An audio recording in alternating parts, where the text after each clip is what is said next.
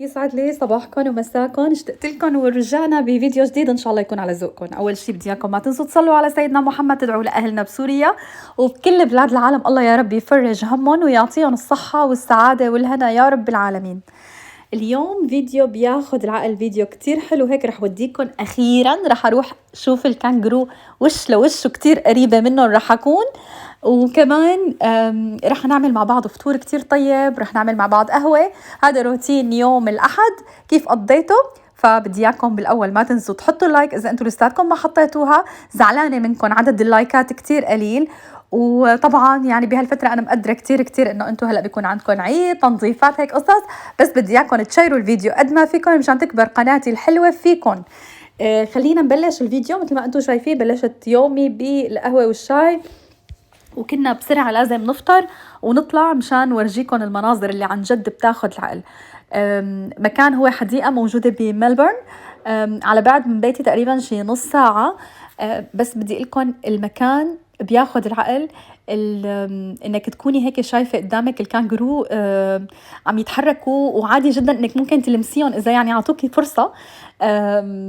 وزوجي هيك فعليا قرب كتير كتير لعندهم. انا كنت كتير خفت عليه صراحه، لانه هدول ما يعني لا يؤتمنوا مثل ما بيقولوا، يعني عادي ممكن حدا يخبطه يضربه بشيء هيك. فكتير كتير كنت خايفه عليه صراحه، بس الحمد لله رب العالمين مرقت على خير.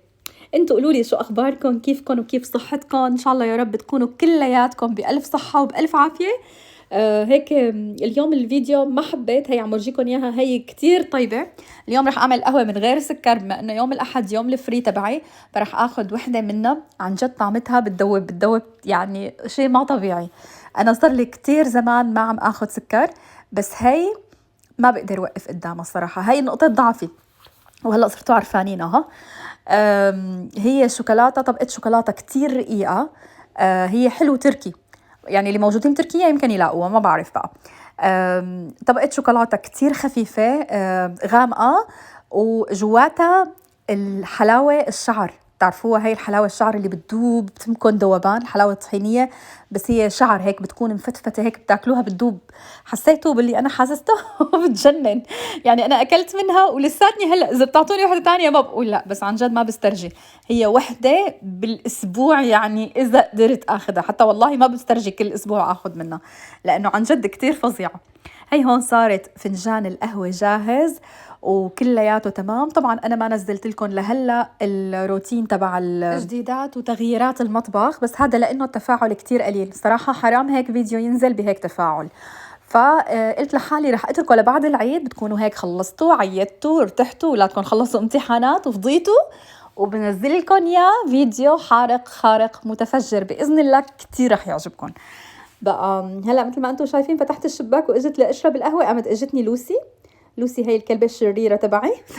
دايما بقولكم عليها الكلبة الشريرة، لأنه حبيبتي هي بالتم قاعدة عم تخرب تقبر قلبي. فلوسي واقفة هون على الشباك بدها تشرب معي القهوة، قررت انها تشرب معي فنجان قهوة، فكل ما بصور صورة بلاقيها طالعت لي بالصورة.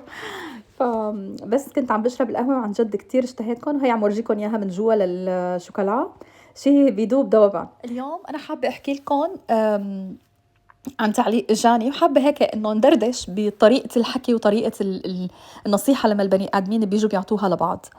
وحده من البنات اللي هي انا ما بعرفها اصلا، يعني هي وحده جديده ما شاء الله، من الناس اللذيذين اللي بيفوتوا بيرموا فتاشه وبيهربوا، بتعرفون هدول الفتاشه يعني مثل بومب بالمصري عشان بس تكونوا فهمانيني. فدخلت بتقلي على روتين كنت انا عامله فيه تنظيف وهيك، فبتقلي اي والله خنقتونا، انه كأنه ما في حدا بيعرف ينظف، انتوا عم تعلمونا التنظيف، ملينا من التنظيف. الحمد لله انه انا من القنوات اللي مو 24/7 قاعده عم نظف، يعني مو شغلي هذا كلياته، انا في عندي كتير شغلات بعملها انا الحمد لله. الروتين تبعي بيكون في مليون ألف شغلة، يعني بنطلع لبرا بنعمل شوبينج، بورجيكم شغلات، بصور لكم أماكن بالبلد اللي أنا موجودة فيها، بزرع، بعمل، بنشتري ورد، بنهتم بشغلات معينة بالبيت بالديكور. الحمد لله رب العالمين آخر وحدة بتثبت على محتوى أنا، يعني أنا دايما بحب التجديد وبحب التغيير. فالروتين اللي بيكون أنتوا عم تفوتوا تشوفوه اليوم ما رح تشوفوه بكرة نفسه، وحتى لو مثلا ترتيب الشغلات هي بس شغلات مختلفة، انت ما عم تشوفي نفس الشغلة 100 مرة. فبتمنى انه اللي عنده كلمة حلوة يقولها، اللي ما عنده كلمة حلوة لا يقول، لا يعذب حاله والله، ولا يكتب بصحيفة أعماله شيء سيء، لأنه نحن بأيام فضيلة هلأ، يعني نحن بالعشرة من ذي الحجة، كل عام وأنتم بألف خير، والعيد خلص على الأبواب. فمحر زيت حطي على ميزان حسناتك كلمة سيئة وتفوتي تتحاسبي عليها يوم القيامة. هلأ أنا ما برد على التعليقات السلبية، بس أنا ما بسامح كمان. ليش؟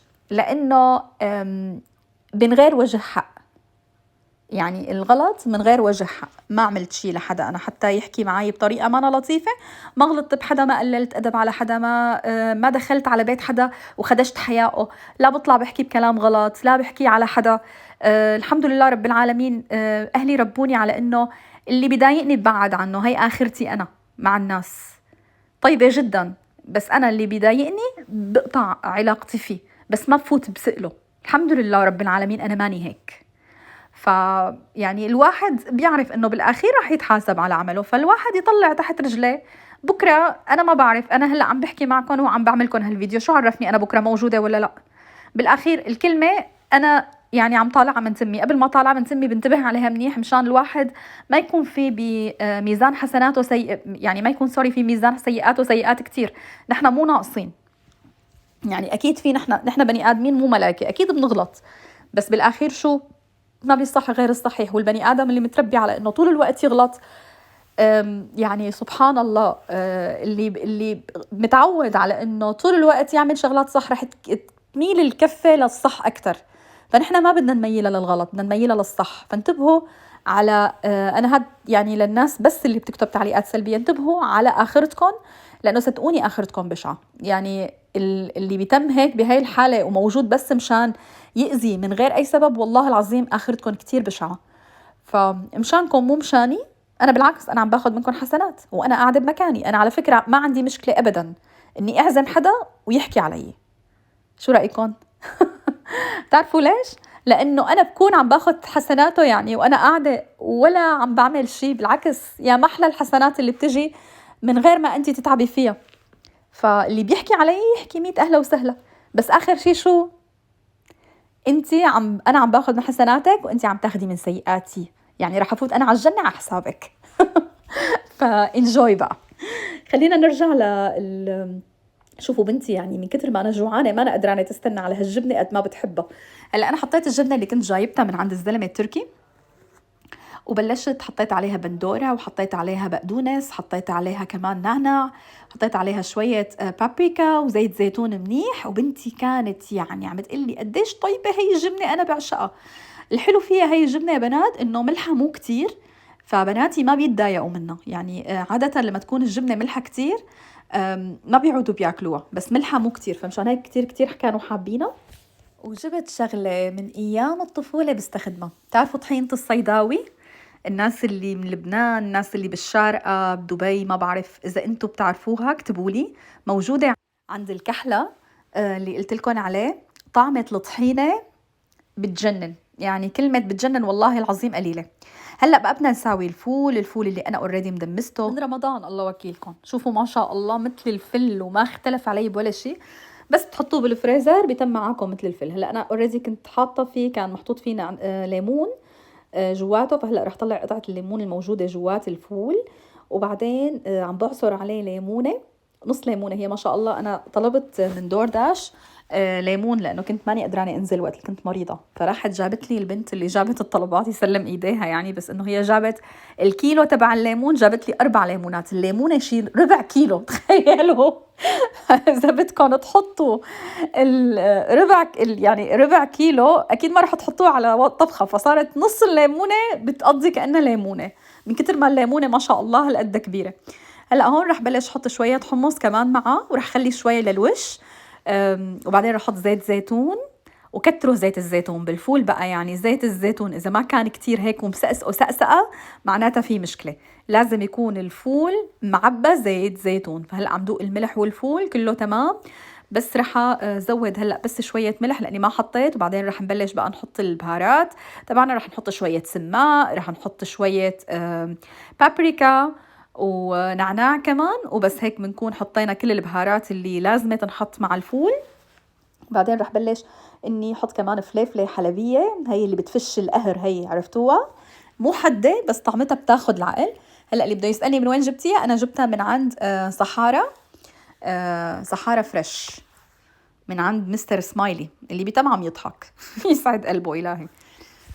ما هالإنسان وين ما بتشوفوا، إمتى ما بتشوفوا، إمتى ما بتفوتوا على المحل عم يبتسم، الله يا ربي يعطيه طولة العمر والصحة. هو ما شاء الله يعني ما بقى، هو مو قد بابا بس يمكن هو قد أخي الكبير. يعني بيتم بيضحك لكم وبيبتسم وبيعامل البنات معاملة ولا أحلى. فيعني سبحان الله، قد ما الإنسان بيكون منيح ذكره بيجي هيك من غير سبب، ودايما بتدعوا له بالخير. فالله يا رب هيك يجعلنا من الناس اللي ذكرهم بيجي بأي وقت ويندعي لي بالخير بظهري مثل ما بدعي للناس كلها بإذن الله. هلا هون حطيت البندورة وحطيت البقدونس، ورح أرجع صب الحمص، كان خلاص كمان لازم حطه. على فكرة هي المقلاية صار لها عندي يعني من عمر حلا تقريبا، تراث صارت من كتر ما أنا قديمة.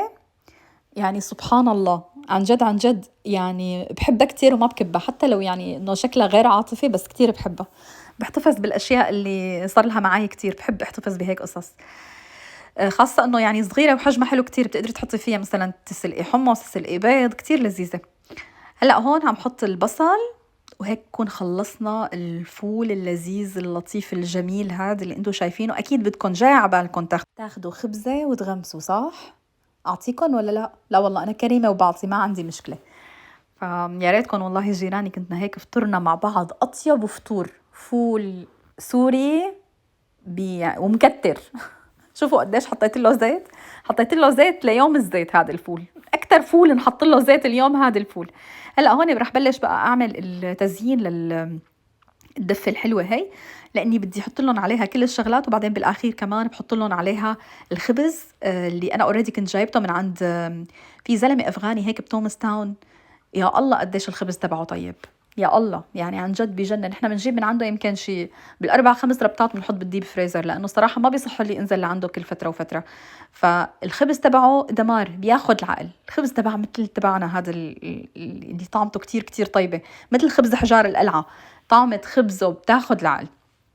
فهذا اطيب واحد بيعمل خبز هون بتوماس تاون، انا هذا هو اللي بعرفه، ما بعرف غيره الصراحه. اللي بيعرف حدا بقلها كمان في مالبورن، مطعم مالبورن بيعمل خبز تركي كمان غير شكل. بلا بعرف واحد تاني بس غيره لا، غيرهم هدول الاثنين ما بعرف. خلص والله قلت لكم كل الأسرار.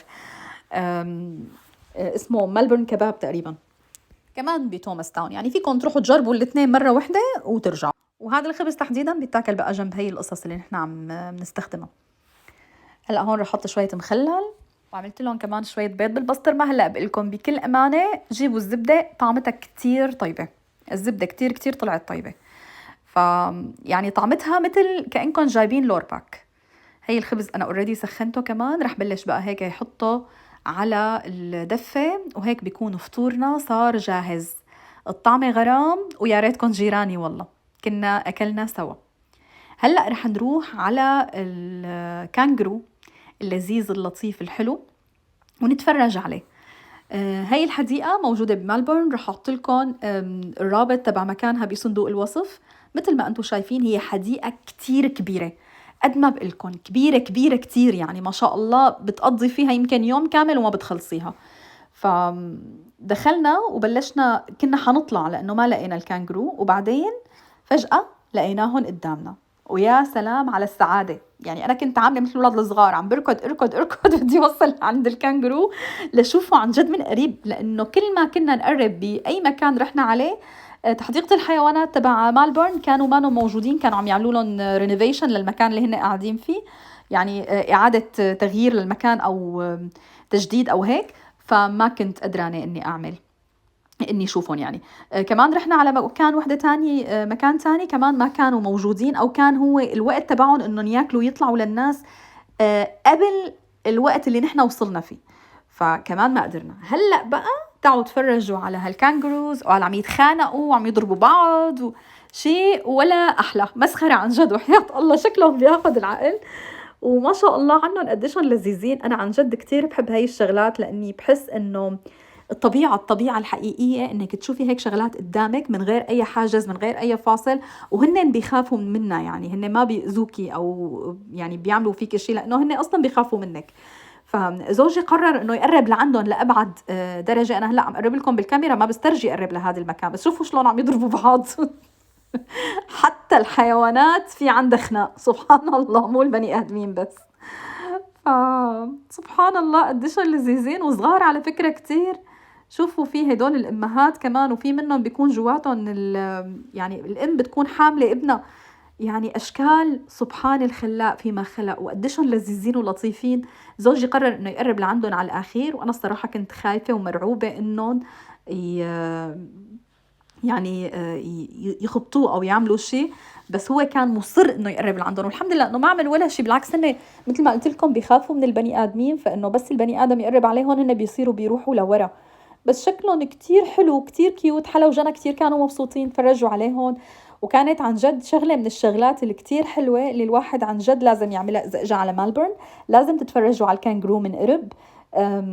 هلأ هن ما بياكلوا أي شي، فما تعطوهم شي.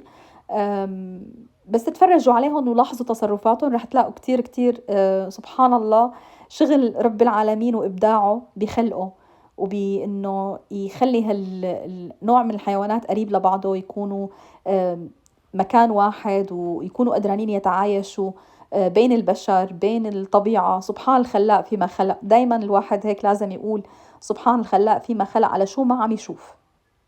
هلأ رح تشوفوا خناقة بين الكانجرو مع بعضهم عم يتخانقوا، رح اترككم مع صوت العصافير وتفرجوا على الطبيعة. وبدي لكم لهون بيكون خلص الفيديو. إذا عجبكم لا تنسوني من اللايك والشير. بحبكم كتير كتير. مع السلامة وبشوفكم فيديو جديد. باي باي.